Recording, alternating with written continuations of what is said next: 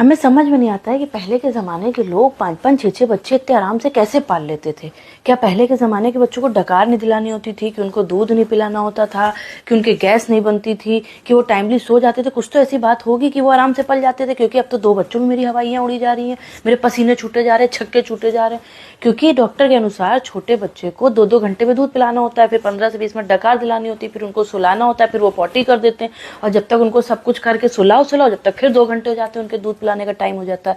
और जब वो सुबह सोते हैं तब जो हमारा पहला बड़ा बच्चा है उसके स्कूल जाने का टाइम हो जाता है, तो हमें फिर जगना पड़ता है।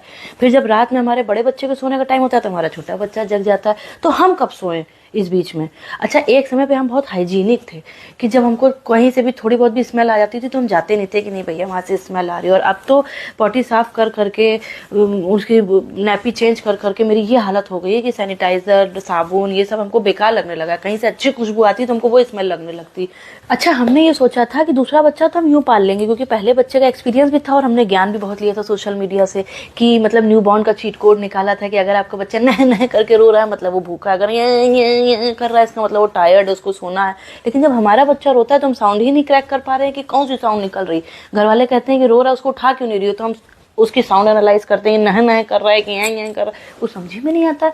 अब उसमें हो जाती है फ्रस्ट्रेशन। अब फ्रस्ट्रेशन में इतने छोटे बच्चों को तो मार नहीं सकते हैं, बड़े बच्चों को मारेंगे तो उसकी मेंटल हेल्थ पे असर हो जाएगा, क्योंकि फर्स्ट बॉर्न है, उसका भी साइकोलॉजी का ध्यान रखना है। अब हम कहाँ निकालें अपनी फ्रस्ट्रेशन? तो हमें एक ही बच्चा नजर आता है, अपनी सासू माँ का बच्चा।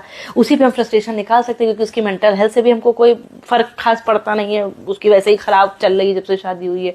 और मारपीट फिजिकली स्ट्रांग भी है, तो वही उन्हीं पे हम फ्रस्ट्रेशन निकालते हैं। तो लोग कहते हैं कि बताइए, अब आप लोग बताइए कि क्या करा जाए, कैसे मतलब कोई चीज़ काम नहीं कर रही है, ना एक्सपीरियंस काम आ रहा है, ना ज्ञान काम आ रहा है, हम कैसे मतलब बिल्कुल अलग चल रहा है मामला।